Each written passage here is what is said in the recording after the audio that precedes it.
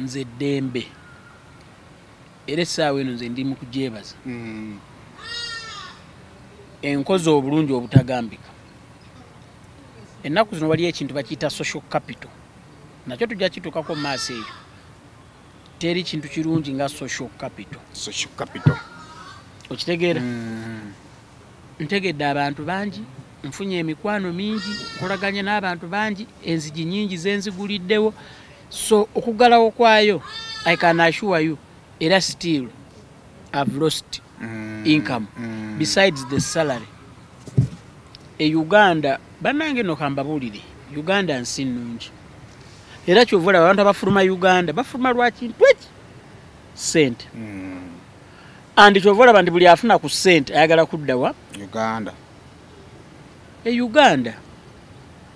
n'abantu bamwe balemesa okufuna emirimu n'okukola n'okunoonya. Omuntu afuna waasula aw'obwerere, either natambula paka mu kibuga banaafuna lift ey'obwerere, n'asanga omuntu anywa caayi n'amugaa ati caayi tomumalaamu oyo. Naafuna wanywa caayi. Oli najja n'asanga Saimo n'agamba odda wano, nkyali wano.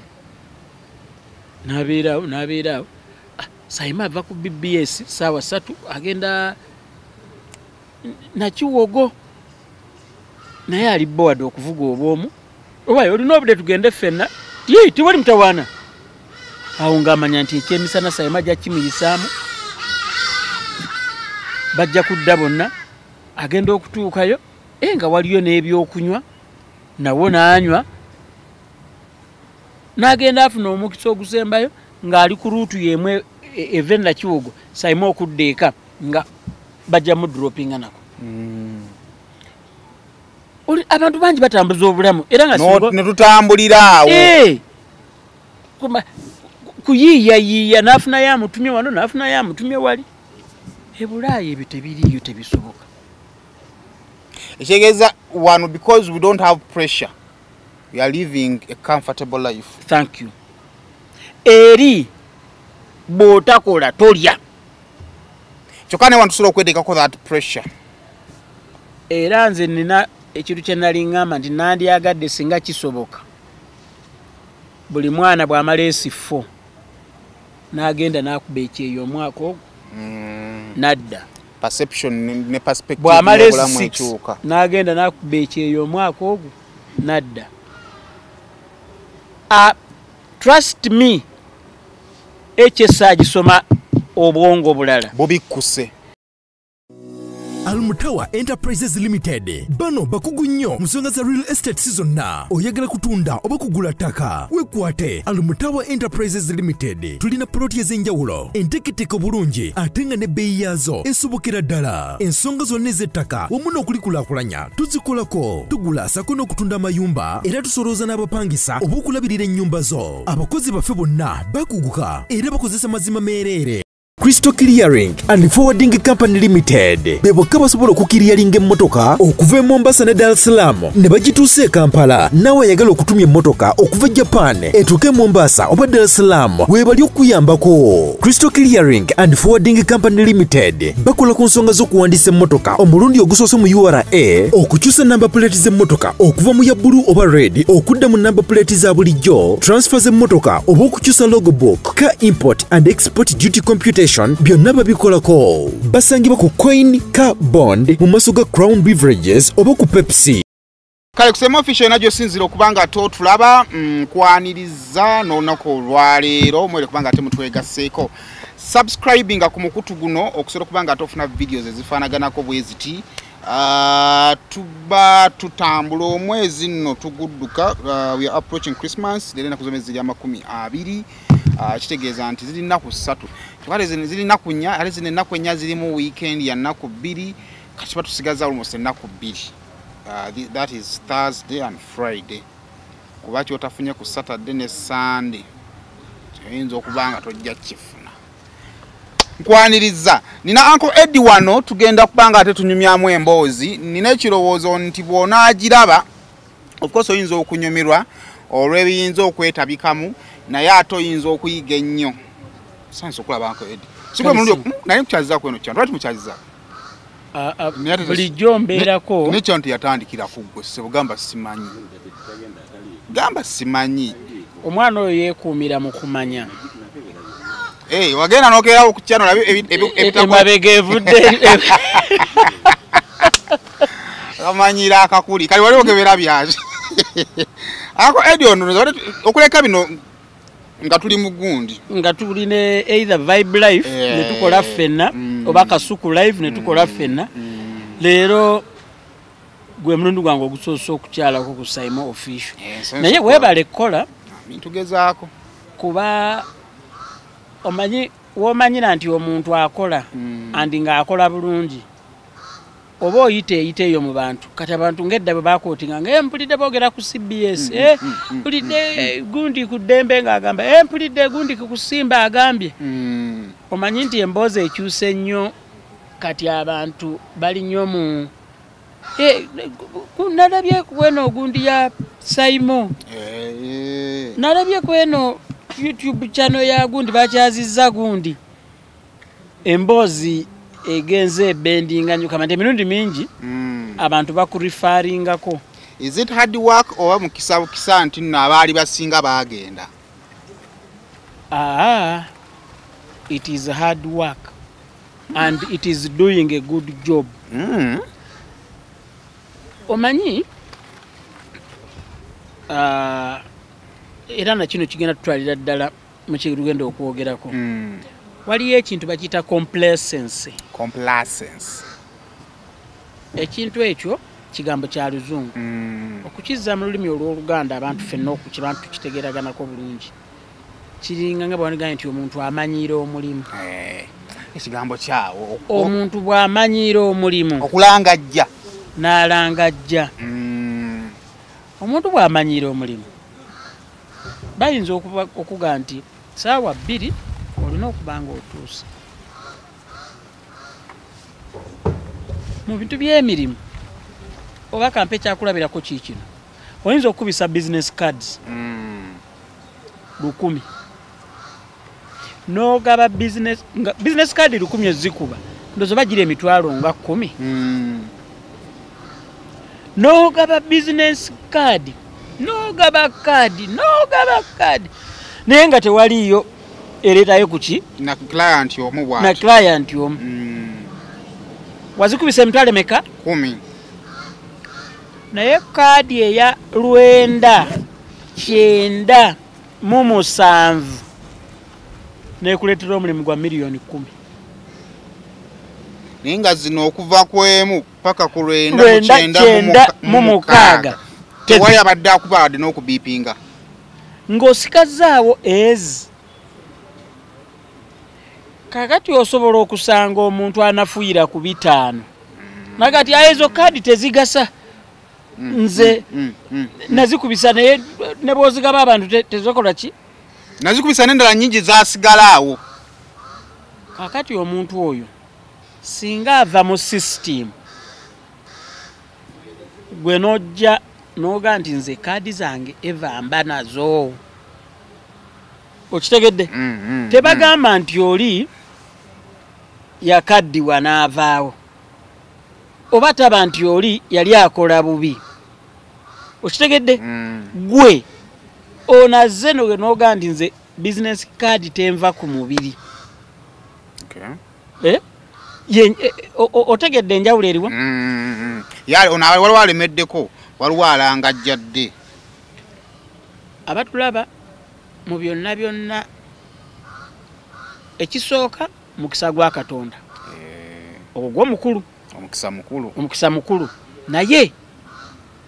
ate waliwo n'abaguzannyiramu ng'abadde nagwo n'aguzannyiramu wona abatamanya nti bagufunye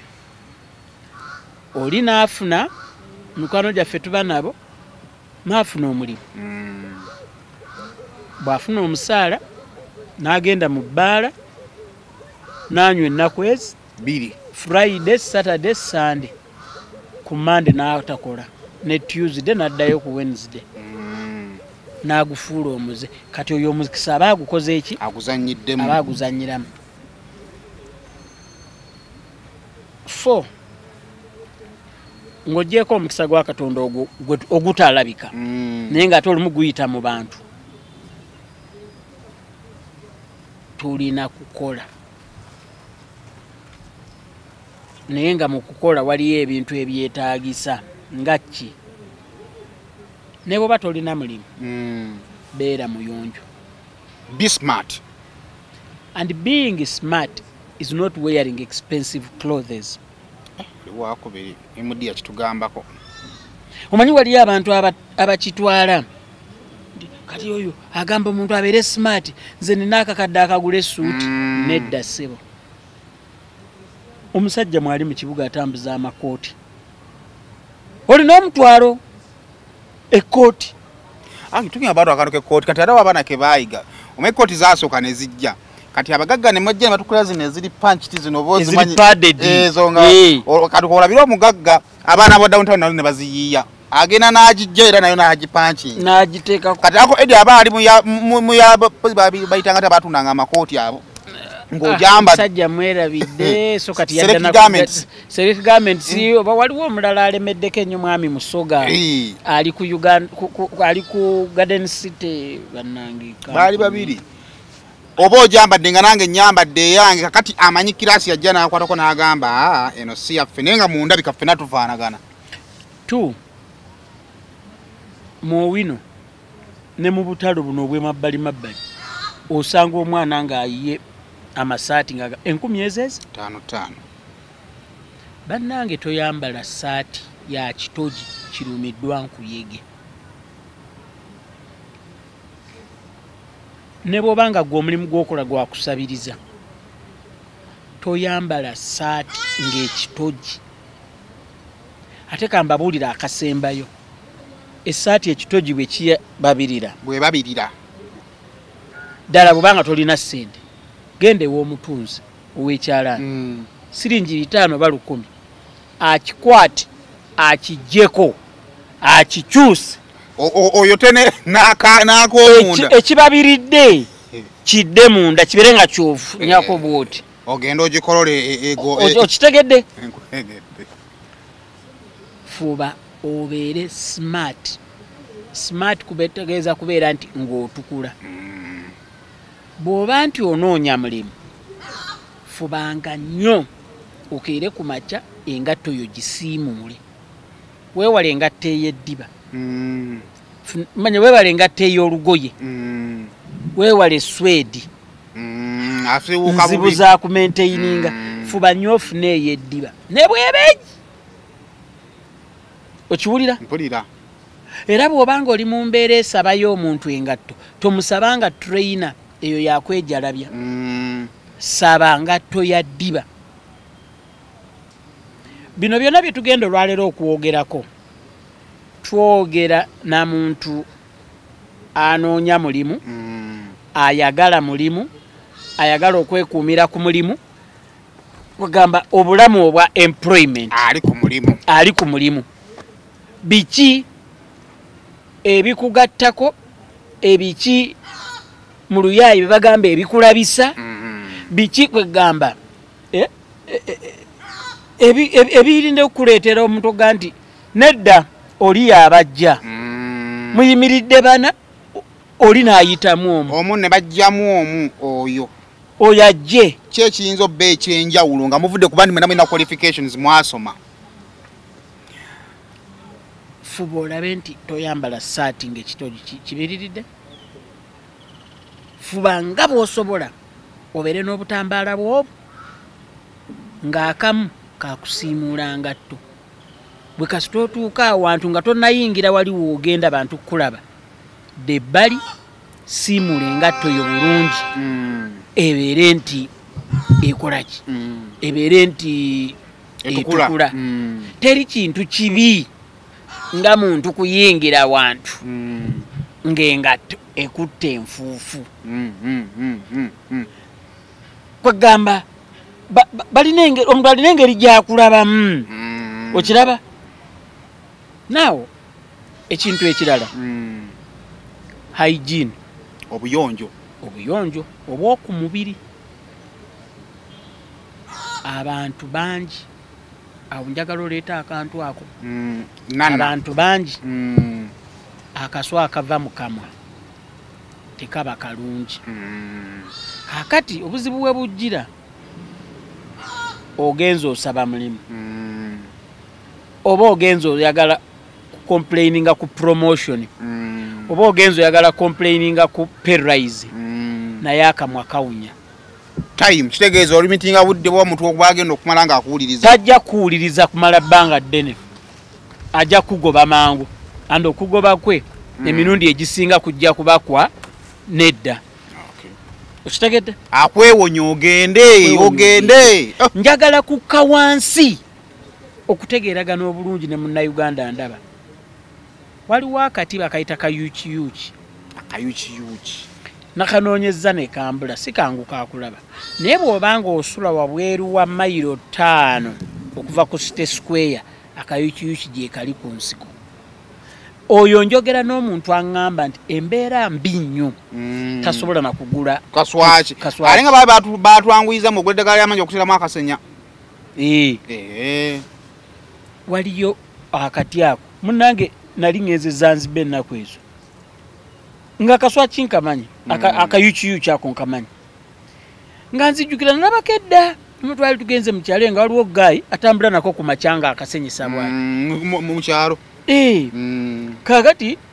batulambuza bagiyita Spice Farm Zanzibar eyo nga batulaga nga bakatulaga kakati kwamba baka extractinga mu juice okitegedde juice gwe ba extractinga akola Colgate ingredient mu Colgate kakati ngenda gayina gama mumenyeko ngenda okukamenyako ng'ekituufu ddala kawunyamu nga Colgate nemmanya nti abaganda abedde okubeera nti baakakozesanga tebakwatanga bukwasi buli kati ke bakoze eki kebasanze so kati nze ebimu nzirayo wansi nenkuwa solution eri basic esooka nti yabwereere kapito kunoonya kayuukiyuuki kumanya we kali gwe kale obeere nti osenyi obeere ng'olabika bulungi ekyokubiri kunaaba kukulu nnyo temumisinga baafu abamu ensobi gye musinga okukola tonaabye naye ate n'ofunayo ka deodorant n'okeefuuwako ekyamazima ate awo owunya kivundu osukka bino bye twogera abantu abasinga tebaagala byogera kubanga bifumita ontegeera birimu omuntu okugamba yeeyogezaki yamanyi nnyo biki naye ate byebikola kale kakati olunaku olwaliro ndyanko tugenda kunyumya ku mboozi omanyi bannayuganda ekisooka munyumirwa nnyo olugambo kyovalaba emboozi ey'amagezi olumu abantu bawalirizibwa ogireeta mu ngeri y'olugambo musobole okubaako gye mupiikinga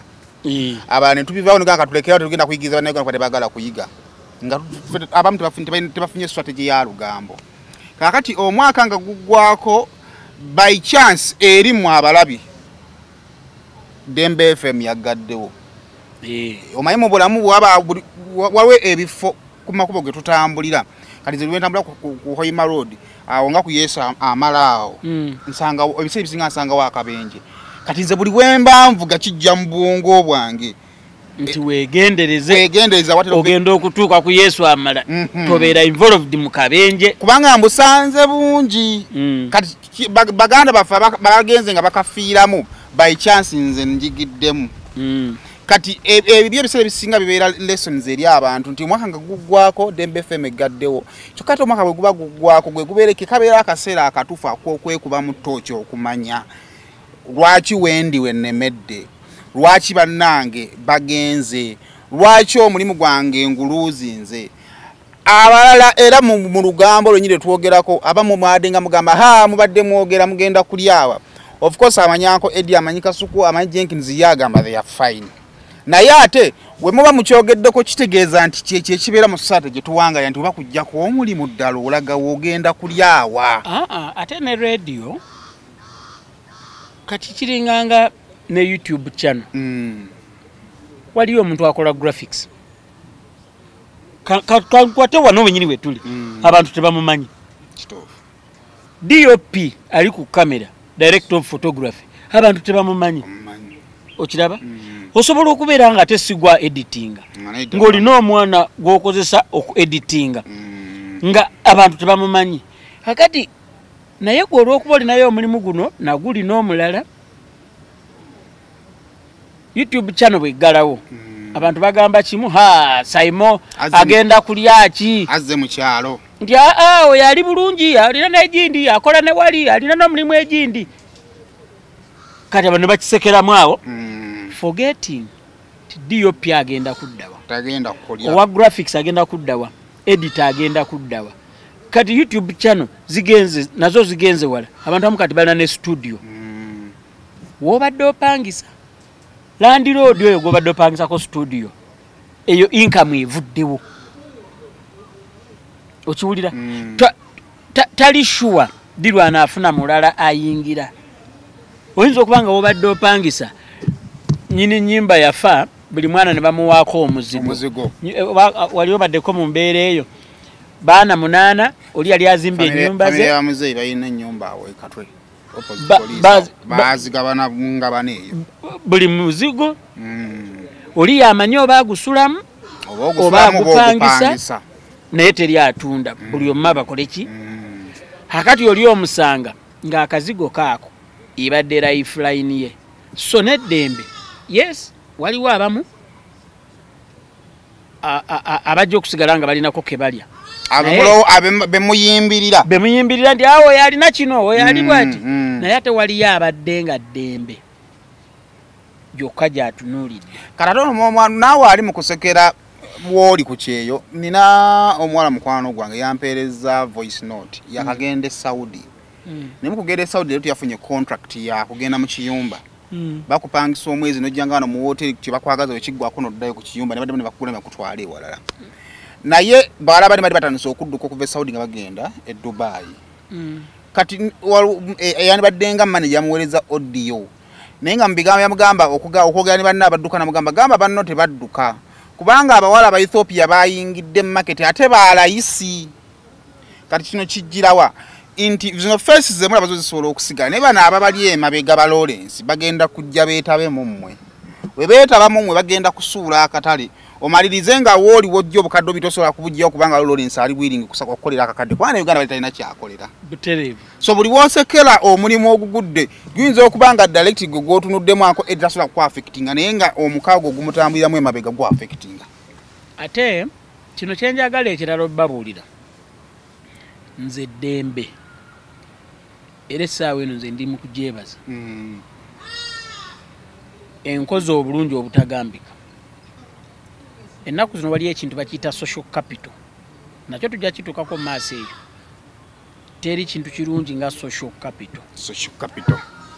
okitegeera ntegedde abantu bangi nfunye emikwano mingi nkolaganye n'abantu bangi enzigi nyingi zenziguliddewo so okuggalawo kwayo I can assure you era still I've lost income besides the salary abatulaba amanyo gakuluma gaguba oliisa ludda lumu gakunyenyeera bosaayi ekyokya oba ekinyogo gagasanyalala ebibuno bijja omusaayi galimu ebituli tokyalya nnyama senyesa nana habo mouthwash gwe tukomezzaawo mu ccupa empya enyigiddwamu ekigambo nana wansi ne mu mbiriizi kakasa nti alambiddwa bw'atyo gwe bakuguza musange mu supermarket ne famasi zonna era yawandiisibwa National Drug Authority. Munnayuganda ali mu diaspora mu nsi nga Sweden, America, UK, Canada, France n'okwetooloola ensi yonna tusobola okwetandikirawo online business gw'atalina mulimu ayagala okukolera ewaka akooye okukozesebwa nawe atalina budde bwa famire kozesa omukisa guno gw'alina omulimu online business eno egenda kukola nga supplementary income. Tulina abakugu abagenda okuyisa mitendera gyonna otandikewo online business yo. Okumanya ebisingawo n'okutandika online business eno yita ku website yaffe www.solomi.co oba tufune ku WhatsApp. Tugenda kutambulira mu kintu kya mirimu dembe yagaddewo naye kino ngenda kiddinga n'emirundi mingi buli muntu yenna mbulamu bw'ensi ate oba ne bw'obanga ggwe weekozesa osaana obeere ng'olinayo ku ka bizinesi akalala n'akalala. Actually Uncle Edward tugenda otandikira tugenda kukozesa theories n'ebibadde bye tulabyeko at least wabaddewo nga Dembe eggalawo waliko oli mukwano gw'abamu abaali ku CBS ng'ekoze eki ng'eggaddewo 13 njala tukozesa experiences ez'enjawulo okusobola okuzimba ekifaananyi n'abo kye banaalabako weetegekkola otya ekyagudde ku Dembe gwatulaba abatulaba nze njabbawo ekyokulabirako nti anaafuna ne mu buzibu alabamu omukisa ataafune ne mu mukisa alabamu obuzibu abaana abakola abali serious teyeekwasa ha omanyi nkola 2 ku 11 nyinyuka nkooyi kino sikwatibwa nsonyi kukyogera abaana bali mu governor nga ba waiters nga ba waitresses nga balina emirimu ate gye bakola emisana oli agufuna ekire we buki alowooza genda kwebakamu ng'emisana Friday Saturday akola mu governor Monday to Friday alina gy'akola naye ate bwe wabaayo ne pate omanye ebifo bibiri fane business esinga gobo otagibaamu tomanya bigenda mu maaso omanyi nti ku Monday olumu governor banzigule nga balina private party ngalo yabuukinze inga yabuukinze Monday kati eno December ennaku ezo nina staff party gye bampitako ya company emu oba yali Tuesday or either Monday Wednesday yafe tugigenda mu lwakusatu leero lunaku luli vere normal ndoza lwali lwakuna nga company nayo party kati oli abaana abalimu abakola kitegeeza Thursday akola emisana n'agenda mu governor n'akola ekiro paka lwe banyuka neyeebaka mu katini ku Friday n'akeera n'agenda akola mulimu gw'omulala ku Thursday ekiro ku Friday ekiro n'ayingira governor n'akola neyeebakamu Saturday n'addayo ku mulimu emisana Saturday ekiro n'akola okiwulira ekineewuunyisa nti ebulaaya abantu bakola mu shifts abamu ng'alina waalina ogw'essaawa 2 alina waalina ogw'essaawa 4 alina waalina ogw'essaawa 6 buli wamu addukawo buddusi okiraba oli n'agamba asetinga alaamu era wano Uganda n'ekirala tuli mu kusaaga ebulaaya kyovera nze nina obuzibu n'abantu abali ebulaaya bangi abaliyo bafuula nti obulamu obuliyo bwangu ng'ate bukalubo nnyo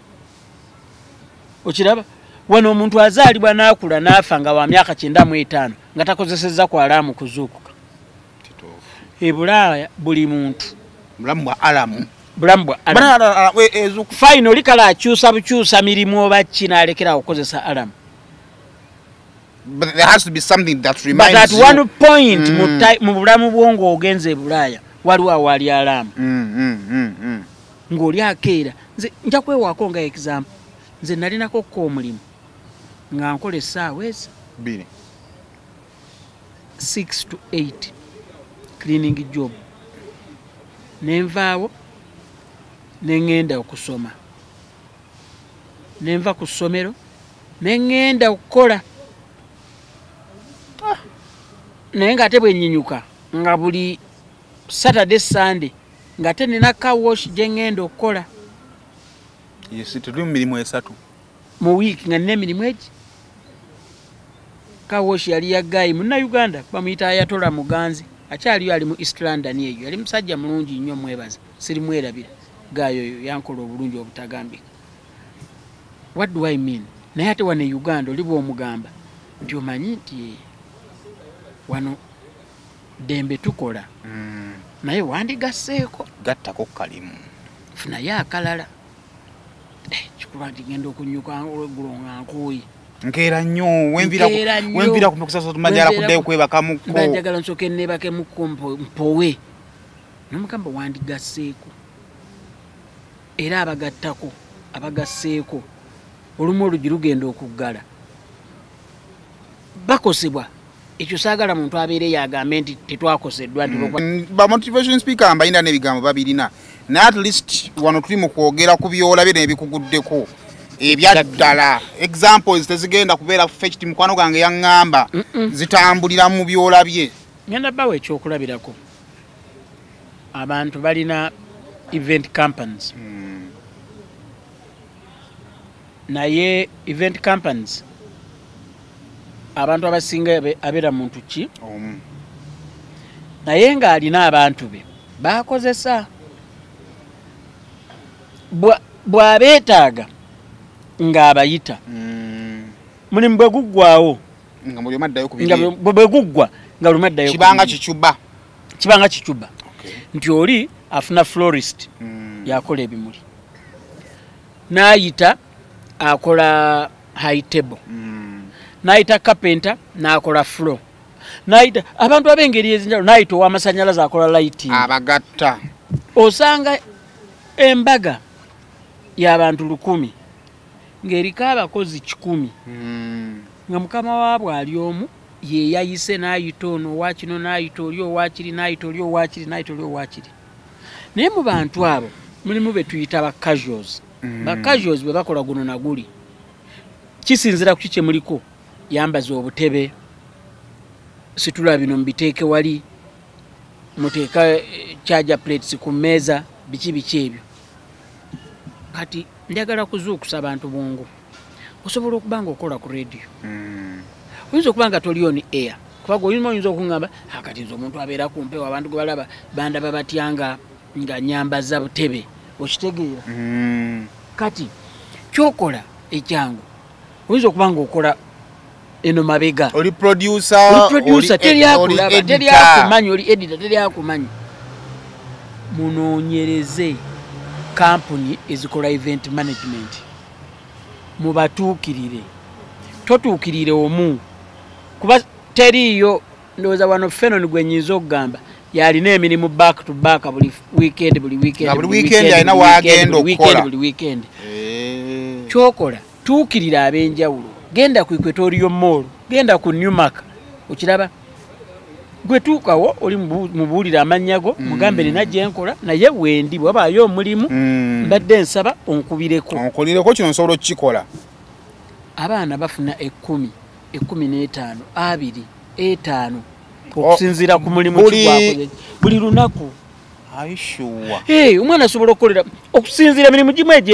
koma girimu ebika ebyenjawulo oli najja oli n'amuwa transport n'amuwa emitwalo n'amuwa n'ez'emmere Saturday oba najja nga omulimu embaga ya Friday n'akola Thursday set up n'akola yeezo ate n'obawo site endala omwana ayinza okugamba nze kuva ku Lwakuna siddangaka wano nzira wano waliwo site emunyonyo benvaayo kati kwe kujja wano waliwo endala eryeri okiraba lumu twakola n'omwana nga banne be baanyumya pyo yamaze wiiki yeebaka wakati mu kukola ne yeebaka ne tumunoonya ng'essimu yeemuvugirako wano bweti ng'omwana tagiwulira ate yali agitadde mu vibrator naye luvannyuma nnyo nga bayisewo ekiseera muntu ate malala yagikubako oli naagamba kyekiwuuma nga yebase ku tundubaali kati nga bawulira kiro sawa 9 tuli ku setup kanjira kwamanga volume vibration yo mweri banne be banyona ganti oyo amaze wiki nga teyebaka kati aguddewo kati otulo tumusinzizza amaanyi saamunyigira kasitaba ngamba nti amaze wiki nga teyebaka ningamba mulekaawo mule kwamba kitegeerekeka musajja anoonya ki kajo akola nnyo era kyekyali kimunoonyesa nga akola nnyo munoonye awali emirimu naye ng'ogenda okunoonya emirimu teweerabira biri bye tuwogeddeko ogende ew'omuntu omugaa ti owaayi bw'obangayo n'omulimu nsobola okukola eyo nkuteyo sekita emu just ya event management gy'omanyi n'obulungi ennyo gye mmanyi obulungi negamba nti eva tewaliyo omuntu asobola kupangisa kubeera na mukozi ti oyo wange akola musasula omusaala ku mwezi tiakola mulimu ki muwugiramu bawugire nti leero 20 ge neetaaga ngafunye era ogamba bugambi yita abaana akola era olumu oli ogenda omukubiranga nti nakoze ne Saimo tuli eno Masaka waliyo omukolo ti tofaayo ng'onoonya omulala boyagala noba bookinga alia nogamba nja gundi nja kwetaaga kuzina ennaku z'omwezi tolugaba ali paticula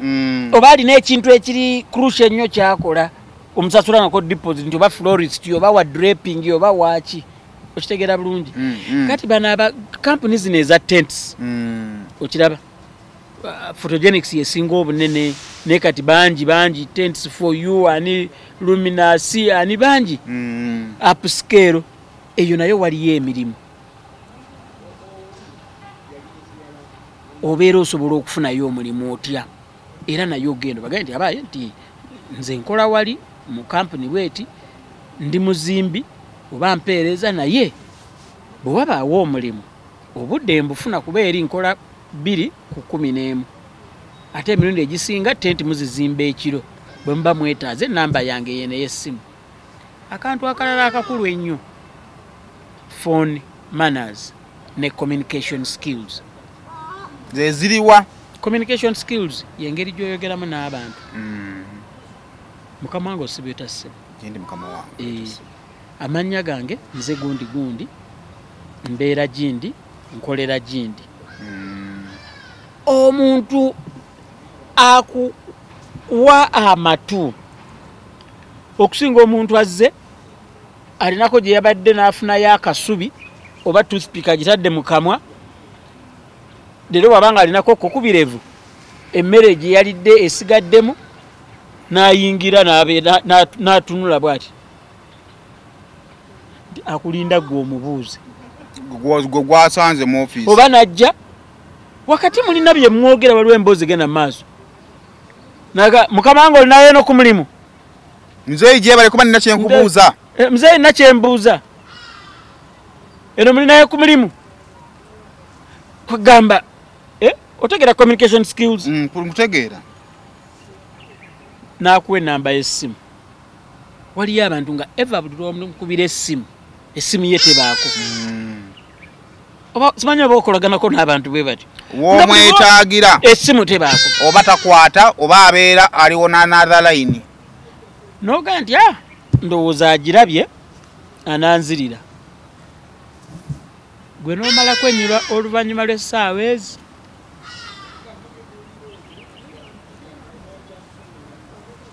okitegedde ne bw'aba toliiwo fuba nnyo omuntu ono akukubira nga omusuubira nti ayinza okubaako omulimu omuddire ajja kutwala nti oli muntu wa buvunaanyizibwa okiwulira nkukubidde tokutte onziridde nti ojja kunsonyiwa siriiwo nagenze maganjo ninayo omukolo kwe ngenza okukola naye mukama wange webale kundowoozaako nonkubira olulala bonankubira ndowooza nja kubaawo phone etiquette okitegeera abantu ffe emirimu tegirabika naye naffe ng'abantu tetweyambye kweteeka mu tageti edi oyogedde ku kintu kya tuukirira abantu bagame nsobola okukola kino but I think let's also handle ensonga bw'otuukawo omuntu akale otambudde amakampani nga 10 ekampani emwe ekkubidde oyinza okuba bakkubidde kubanga omuntu okwesiga omuntu omupya kiba kizibu nnyo walina obbanga waliwo ensonga eyo babadde abuliddwa oba gwaddalinda tazze oba alwadde yeye emikisa egitera okutukubisa amasimu nkola kije wandibadde okola okusobola okuddamu okusensera omutima gw'onoono akuyisa okukola kaakati kino ngenda kikuba mirundi 2 buli lwobeera mu mbeera ng'ogenze kukola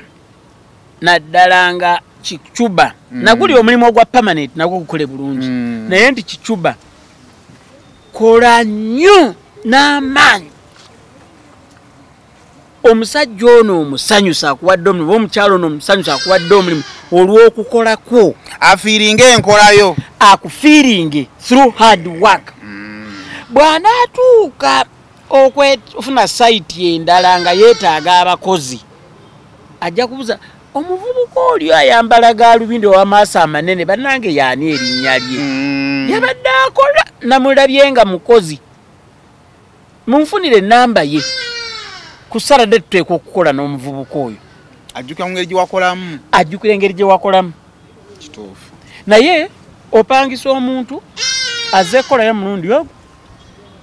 okwetolola kuti ng'omusanga akutte mu mbinabina atunuulidde bagole naye alinga eyazze ku mbaga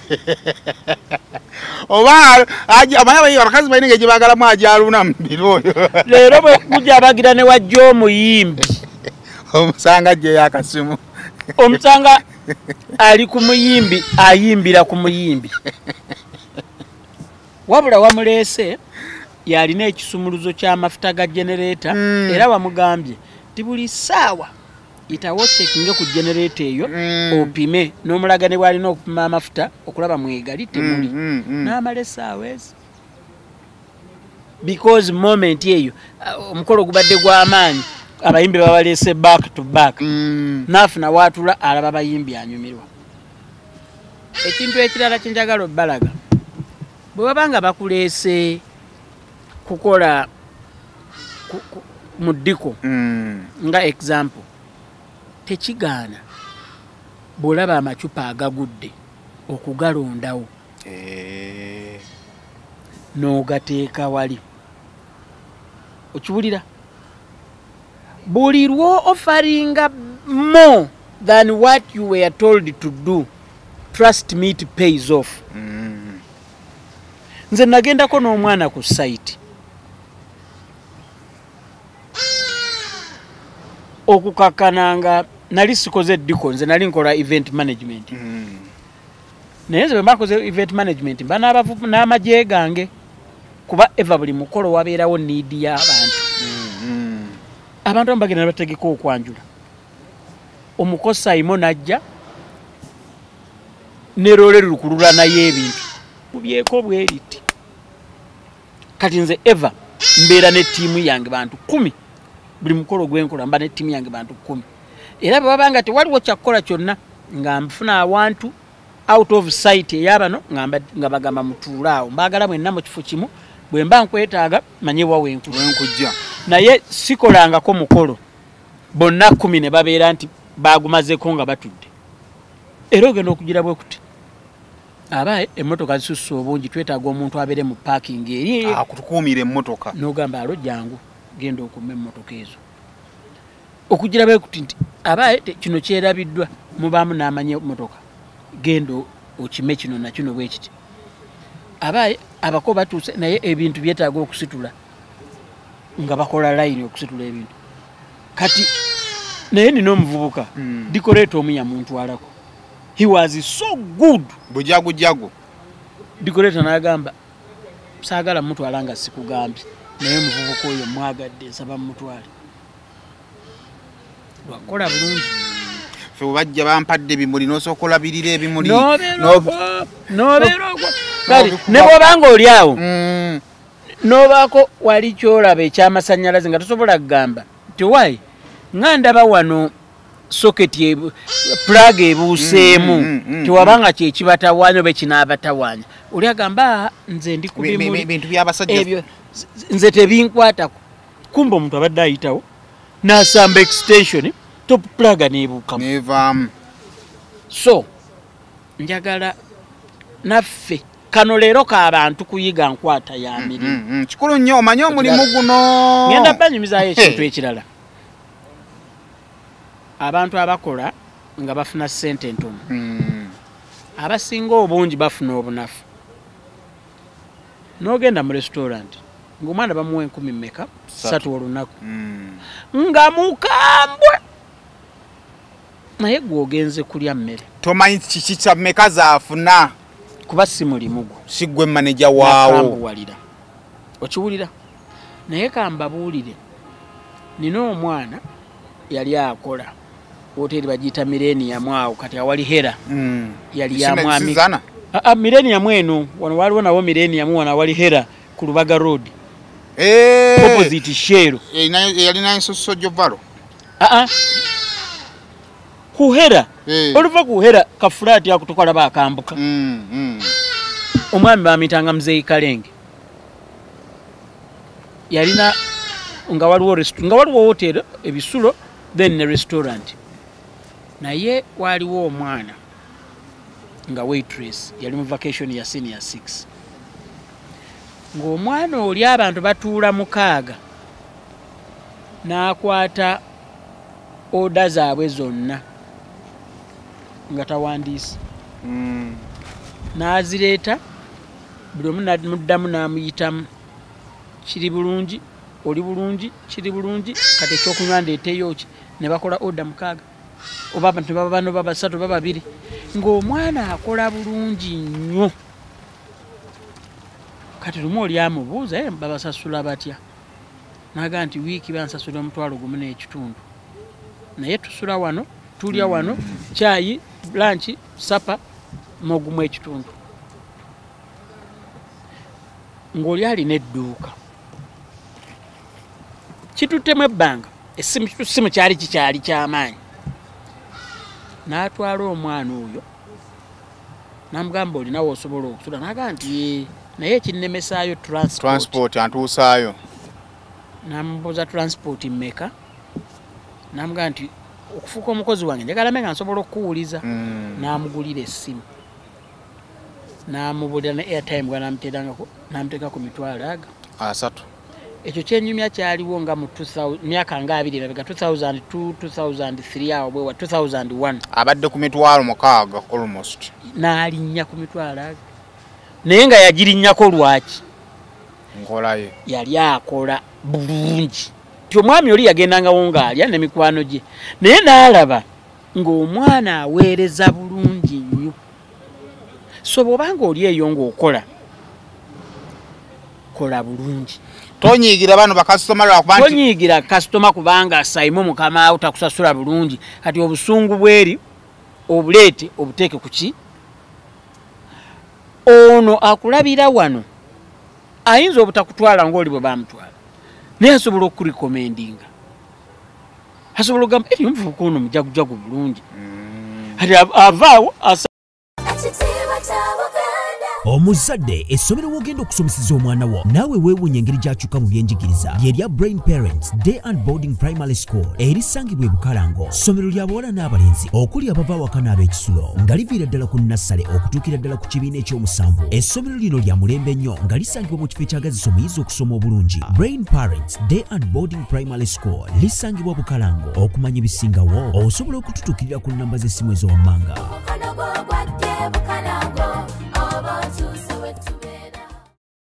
mbalamusizaako nnyo bannyabo ne bassebo nga nsinzidde wano ku Rosemary Beddings nga ffenno twakuguka mu kisenge kyoba okola ennamba eri ku screen kwoba okuba oba tusindikira ekifaananyi ku WhatsApp kyonna kyoba weetaaze ate nga tuderivaringa Uganda wide tanga omuntu nagaddeyo omukozi actually olwo njogeretera okubeera ogamba nti your current job is an application to your next job. You couldn't put it better. Chezo chenyine. Buli woba wano woli ya application nti Lawrence oli ku kamera ne wali wa atalaba bino bifaananyi bye tukola bino bye tunyumya yagamba mwana nga akube kifaananyi kirungi kamera mani we yani. Gayoyo. Nandi akade ndabe ku muntu oyo ali ku kamera tako kuba kyakola kitegeera. Kati nze nga Delta TV yatandikira nali njagala kola ku baana baali mu graphics nga buli kaseera ndaba yakantu akapya akajja nga buli kaseera ndaba yakantu akapya akajja Delta Delta nga yakatandika nga buli kaseera ndaba yakantu akapya akajja nga baba bavubuka akyabo nga it looks like TV bagifula yakuzanyira ku kama fufunye yakapya nga bakateekayo. It was good kunze because normally TV ezisinga bakola graphics omulundi ogugumu ne mulabezo bazanyira mu kantu ka sting akakadde Delta TV tukola kwaka ngolaba kakyuka buli kaseera ngangamba oba bavubuka balino baba bavubuka pasi ya musajja mukulu asola kutwala buddo nenga kakyuka bikaseera nenga kyenneegomba njagala ndayo ku muvubuka oyo ddagala yasiyanjagalaza nnyo okulaba ku Wajidi yani nga buli kimu Wajidi nkolera bwoti Wajidi nkolera bwoti nga neegomba ndabe ku Wajidi ne kati abantu abalinga nga Wajidi babanyi bana abali mu maaso ga kamera be bamaanyi bokka ensi bali tebafaako naye ati wala abantu abali technical agamba njagala neegomba okulaba kuona omuntu abantu abolumu abantu bamanya nti yes ono yali wano ku front naye ate amulungiya ono kola delivery nungi ali mabega kikyo oyagala ekirala we twali tugenda bwe nadde ndowooza ku mboozi eno wankingamba wansanga ku Masengere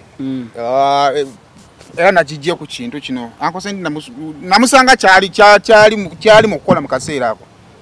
my question was watuuka ddi ate wano nangamba mu nsufu nnyo nobeera n'emirimu 5 guno bwe guvaawo gino negikutaasa 4 guno bwe guvaawo 3 negikola ki negikutaasa ogwokusatu guba gufanga ogwokutaano guddamu kukola ki guloka kakati problem ya multitasking eriemu nti Saimo waafuna Saimo official omulimu gwa bakama be ku BBS n'agwerabirira ddala kikitandise n'okuleeta bakama bafu obutatwagala kukola kirala. How you balance emirimu gino kibeera bwe kiti olina okufuba n'osooka ofunayo tugiyita 8 to 5 but it might not necessarily be 8 to 5 n'ofunayo oguli main oguli official BBS faina gwe guli official master employer nze nina West Records media agency is my main 8 to 5 kakati mukusooka togenda nnyo wala kuva kuguno togenda mu competition nti ate olina BBS nti ate ku Delta olinayo kyokolayo nedda tokola ekyo bw'oba olina BBS noonya YouTube channel okifuna nti eri flexible nti tovudde nnyo wano ku kino togenda kusiika kabalagala yeetaaga kutambuza ekituufu onfuna kyeŋŋamba nkulaba kyoyogerako n'example zaakyo nkirina kuba onaafuna gwakabalagala okutambuza ate kabalagala bamusiika ssaawa mwe ozuukuka 9 omusiike ku 10, 11, 12 ng'oli ku luguudo by ssaawa 3 nga kabalagala omumazeewo ate gwe ku ssaawa 11 olina okuba nga ate oprepingira show yo morning show kati ate gwe wootadde ne kabalagala wosiikira wennyini kati ogenda kukutenga okwecompromising kabalagala mulimu gwa BBS oba mbikole byonna naye binaavaayo kisoboka so time management is very crucial ekyokubiri noonya tiimu y'okola nayo kikulu nnyo tiimu nja kuwa mpa example ku bintu bye tutambuliramu abantu gye bali abamu naddala ng'atandika nti oba atandika YouTube channel n'alowooza nti ajja kubekwatira kamera oba essimu ate apresentinge emirundi egisinga ofoltaringa okola ensobi kitagala kiriza akatono akaliwo ofuneyoko omuntu akalyako naye omanye nti olinawo gwokolako naye si bangu bakuzuula so saagala nja kuzaayo kweri elementi anoonya anaafuna ne mu buzibu asangamu ki omukisa ate ataafuna ne mu mukisa asangamu obuzibu wali abantu abayiga olumugamba nti ofunayo omuntu omulala kola abantu bazibu bagezezzaako ziri miliyoni 45 mu Uganda 3 bavubuka bato bonna waabayiseemu miliyoni 3 akalala gwe weemanyi yegwe gwoli mwangu wali abantu abo nga tulina entondo oba nga tukyukakyuka mu mirimu gino waliyo abantu agamba esimu sijagalawo ate olunagamba ate esimu yange lwaki ogiteeka ewala akati n'otabulwa n'ogamba omusajja ku byonna ngiteekenga wa bw'ogiteeka okumbi esimu sijagala ku sente bw'ogiteeka ewala nti atwaki esimu yange ogiteeka ewala bw'ogiteeka mu nsawo nti ejja kuvuga nga sigiraba nga oli complicated okiwulira oli n'abeera nga obula omuwandiikisa by'ayagala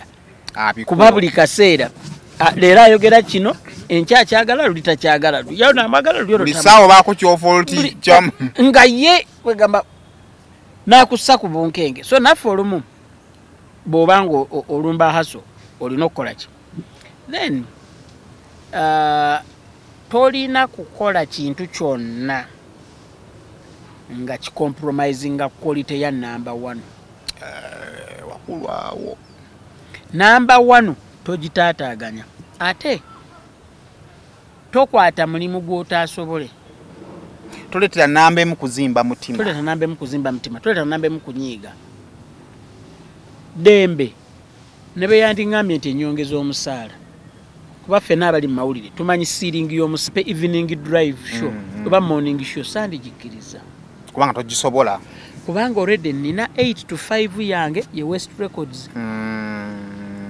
ye mukama wange kampuni yange naye njitwala nti ye mukama wange era dembe bwe nafuna Saturday nenda bange eyo yenkolera wootabeerewo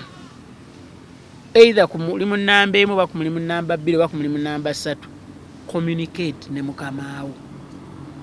oba ne customer wo oba ne client wo in time okiwulira omuntu ojja kuba omu inconvenience nze kisoboka naye ajja kuba ne wakutwalira tya sayima omusajja wabuvunanyizibwa ya communicate nze tajja kusobola kujja era oli maybe abamu kisinzira mulimu kinankolagana kyasobola n'okubuuza ani gwe tuyinza okuteekawo ani ayinza okukubawo ekiraka tya gundi ng'omuyamba n'okwogera naye ng'oli ajja nga akubira ekiraka ali ndoza n'akalala ono namba 1 ebiseera ebisinga muleetera okufiiringa nti ali special osobola obbanga tulinga wano ku channel n'ofuna trip nga ezerwa channel ng'oba ogenda Bungereza ne BBS ye mother n'omaliriza ng'ogambye nedda sigenda kusaba leave kansabe work off station n'ogenda e Bungereza n'okola ne BBS gye batataddemu wadde n'ekikumi ne bamaliza nga bafunyeemu kye bandibadde bakwata sente kubanga bakikolera abalala nti no YouTube ne weetukanga ebyatandise obba inconvenience nga bajjukira biri bye basobodde gifunamu nga tebataddeemu nina akantu ke ngendo bagamba kolanga nnyo buli wooli si kibi okusukka ku byolina okukola si kufiirako temuntegeera bubi si kufiira ku mulimu naye ne bw'osukka ku byolina okukola mukama wo ono client wo customer wo ajja ku appreciatinga abantu bangi bali mu mawulire nga ba presenters nga ba editors nga ba producers nga ba cameramen designers you know bangi okay posts nyingi eziri mu media in front of the camera in front of the microphone and behind nebo kiba ki noonyaayo ku ba advertiser ne bw'aba bagambe nti ani yaleeta nana mouthwash nti Sendi Sendi presenter naye ate yaleeseyo ne client trust me it leaves a mark era bwe batuuka okusala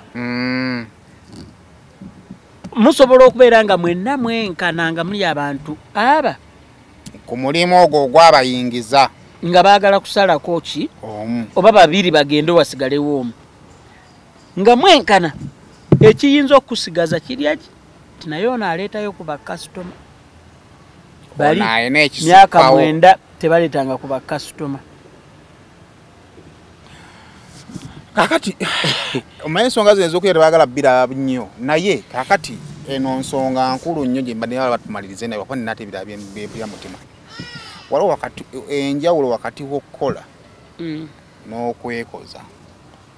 abasinga abakozi twekoza bwekoza nti kajanja we work before our bosses, we befriend our bosses instead of okukola ebiri constructive twekoza bakama baffe batulabe twogera bakama baffe balabe nti ffe tukola faafuuka ffe tubawa ebigambo bosi wayagala okumanya ebiri mu staff ffe. Kakati ekizibu kyekyo mukama wo taba musiru ekyamazima naawe abaakutya era abatakwagala omanyi teri bukulu butava eri Katonda ate omuntu aba batambuza ebigambo mu makampuni balina ekintu omanyanga nti bwajjeewuwo n'akuwa gw'oli producer oli bwajjalaga omanyi presenter gundi yagambye bwati ne bwati ne bwati trust me bw'avaawo abaako ate awalala wagenda naga nti omanyi producer bw'agambye agambye bwati ne bwati ne bwati okay ekyokusatu beba abantu boolaba nga tebalina career growth tava mu kifo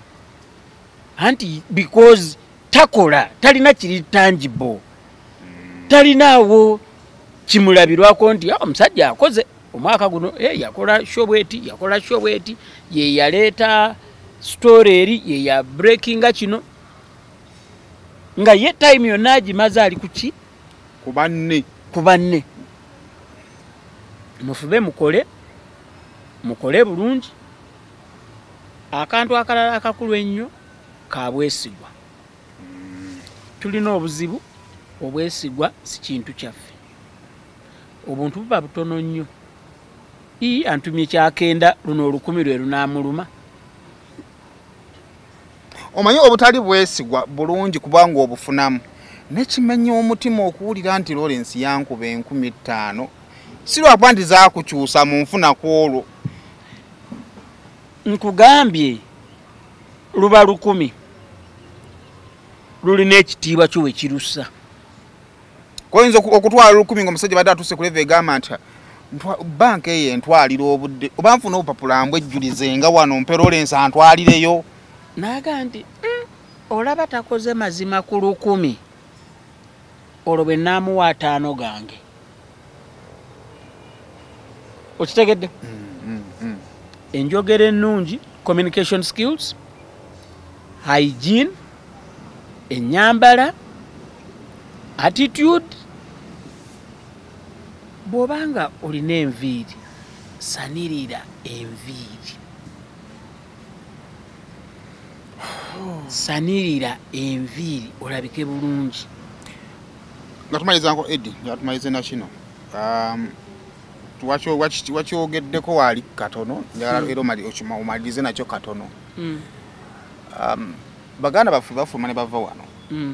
woomanyira nti ali busy kasita naddala nga atandise okukola have a cousin sister namwerezaako message ebbanga lyendabidde omwana oyo sosola mumwereza message n'ajaba natakola ki natakuddamu kyamutwala ennaku ezo kati mba nyumya anti wange nangamba kati yawe yakooye nange yankwirako essimu naye nga byayogera sibitiga ne mugamba kakati gwe ffe twesonyiwe okooye weebaka ekyokola kikola ki kati ye ng'alimu kali ka sense of responsibility bana abalaba batya maze wiiki emu sikola ki soogera sibawuliza tukola nnyo nga tufulumye wano mu Uganda ne tweyisa kikungu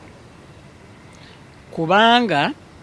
Uganda bannange no kambabulire Uganda nsi nnungi era kyovula abantu abafuluma Uganda bafuluma lwa kintu eki sente andi kyovula bandi buli afuna ku sente ayagala kuddawa Uganda Uganda n'abantu bamwe balemesa okufuna emirimu n'okukola n'okunoonya omuntu afuna waasula aw'obwerere either natambula paka mu kibuga banaafuna lift ey'obwerere n'asanga omuntu anywa chai n'amugaa ati chai tomumalamu oyo naafuna wanywa chai oli najja nasanga Saimo nagambe udda wano nkyali wano nabeerawo Saimo ava ku BBS saawa 3 agenda Nakiwogo naye ali board okuvuga obwomu obaye olina obudde tugende ffenna tiwali mutawaana awo ng'amanya nti ekyemisana Saimo ajja kimuyisaamu bajja kudda bonna agenda okutuukayo nga waliyo n'ebyokunywa nawo n'anywa n'agenda afuna omukisa ogusembayo ng'ali ku ruutu yemwe eve Nakiwogo Saimo okudda eka nga bajja mu droppinga nako abantu bangi batambuza obulamu era nga ne tutambulira awo kuyiiya n'afuna yamutumye wano n'afuna yamutumye wali ebulaayi ebyo tebiriyo tebisoboka ekitegeeza wano because we don't have pressure we are living a comfortable life. Thank you. Eri bw'otakola tolya kyokka ne wantusobola okweteekako that pressure era nze nina ekintu kye nali ŋŋamba nti nandyagadde singa kisoboka buli mwana bw'amala esifo n'agenda n'akuba ekyeyo omwaka ogwo nadda perception ne perspective bw'amala esi n'agenda n'akuba ekyeyo omwaka ogwo nadda. Trust me HS agisoma obwongo bulala bubikkuse ne university agisoma obwongo obusoma bulala ne bwafuluma ku university enkola yeebeera ndala. Kalwana ekizibu kyaffe kiri kimu ekyo tugendayo nga tumaze okufuna ebizibu kati ebizibu byebitu driving school fees w'abaana musajja yantama lessons z'obulamu entufuna otazifuna abantu bazifuna naye abasinga abaliyo bakola nze kyesaagala era webuzibu nabo uli agamba tuli eno embeera nnungi nnyo bana Uganda yantama tombulira eno ndyoke akati olaba bangu okwogera sente kati nze eno wiiki nfuna 10,000 ogamba n'otunulamu eno 15 ozikubisaamu ez'Ekampala nga boza muze Uganda ye zaafuna ewiiki gwe ozifuna mu myezi egi oba egi akati oyo aba afuna naye walazibu kiba kisaanya kya president naye n'atakuyamba kubuulira afulumya atya okitegedde wakulu awo afuna nyingi naye asasula enju expensively asasula amazzi asasula amasanyalaze asasula gas asasula TV asasula essimu bw'abanga ali mu nsi ezimu asasula emmotoka yagula ya high purchase insurance si yeye neyawana ya third party ebeera ya comprehensive weather bw'ekyuka agula engoye eza weather eyo either eza winter oba eza summer alya anywa tannakwata ku muntu yenna ali Uganda relative we kati ebyo oli tabikubuulira akubuulira kimu yakuwa zaatereka n'akubuulira zaafuna zaafuna okiraba nja kuwayo ekyokulabirako ekirala temuntegeera bisoogerera bwe bantu bali bweru but nze njagala nnyo bwobanga oli bweru ng'onyumya abantu abali eno mubawe ku magezi mubagambe bakole abantu baffe bangi wano tebaagala kukola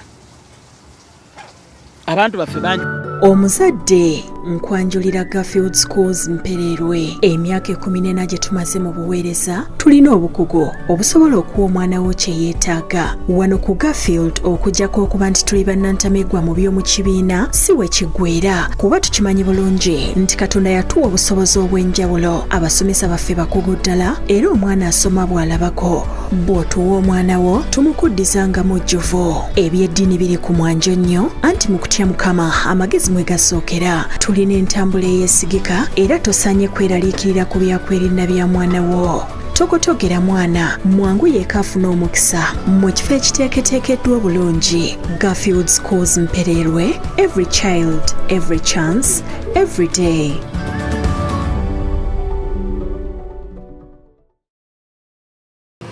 eno nene leero lwa nsonga nti nno era n'ekifo kya bbaala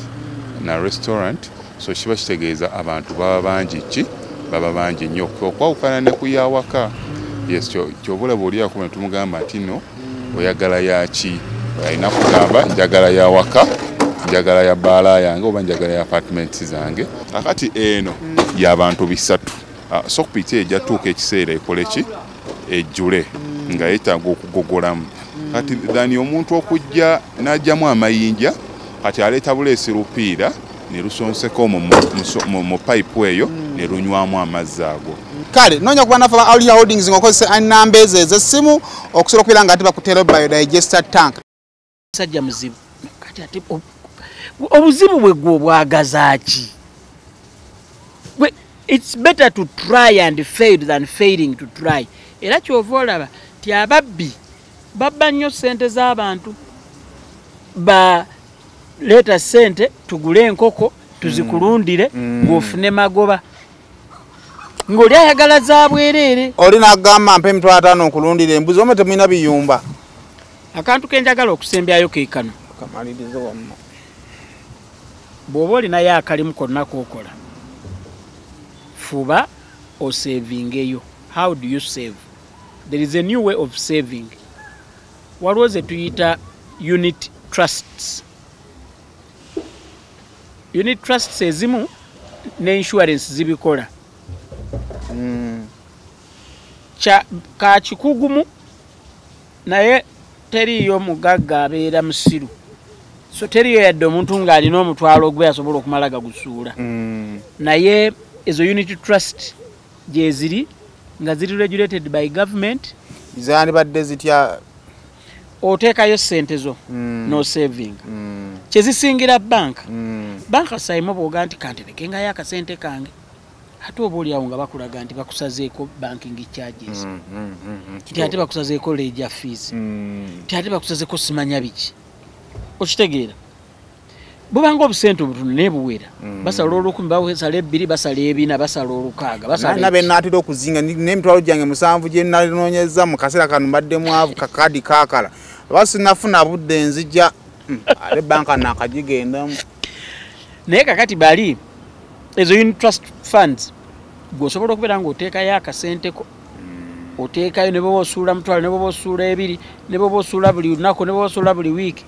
with the time kakola kikagenduka. Tebasasulidde bulango so sijja bagamba nti oba company wait gyosobola ogendamu oba insurance company wait gyosobola ogendamu naye namwe abatulaba mubeere babuufu noonya weebuuze ku bamanyi b'omanyi nti owaayi njagala unit trust fund ki gye nnyinza okukolaganako nayo bwe banaabanga nabo bennyini waliwo company erabye esobola okujja neeraba Simon emugamba tuweeyo akakisa tusasulire akalango tujje tunyonnyola abantu engeri gye basobola okukola ki okufunamu. Nga tumaliriza omwaka guno nze ndowooza nga expenditure bweri part of our problems. Let even saving be part of your problem. Otandika okugamba nti banaye njagala emitwalo 9 naye ku mitwalo 9 egyo kuliko emitwalo 3 ga saving. Okola ofiirewo naye ng'okimanya at least enkaaga gye gigenda 3 ngakola ki? Ate saving is not in our culture. To saving a nyingi. Saving a sente ntini. Bwofuna 10 saving a 10. Sagala kubeera nga abantu abagamba bwofuna 10 soko saving omwendo osasaanya omutwalo nedda. Endowooza yange yeeno. Gokyeteeke mugambe nti nze buli lwenfune 10 omutwalo ngu savinga. Naye bwo savinga nga waliwo amagoba. Temumala gagenda buli wantu. Make sure wogenda. Entity yonna okugyesiganga eteekwa okubeera nga eri regulated by government. Okitegeera? Mwina wona aloopera. Akasembayo abavubuka eno nze enkola yange. Beerako n'awava ssente singa obuzibu babuzze. Mwerekerawo okubeera nnyo ne ssente zangu y'obwenzi. Olunaku omulala lwakubira nagamba nti mbadde nsaba kukulaba nga toyinaamu 5 bwe zikubula ojja mugamba biganye. Kubanga the more we kwenda the more we get problems. the more we make decisions zetutakola ki zetutagadde Zitasaanidde. kale banaye ndowoozezza nti sheeno osobola piikingamu ekigambo kimu bibiri era buli anaagiraba n'owulira ng'ekkoledde osobola okugyongerayo ate neetuuka ne ku balala. Thank you so much. Eno sigirangiddemu because mbadde njagala mugirabe flowing nga bwekola ki bweri naye buli client waffe gwolaba ali ku screen oyo nsabye omutuukirire asobola okuba nga ate akuyamba mu ngeri yonna nga bw'ogirabye. Beere bulungi. Mweraba.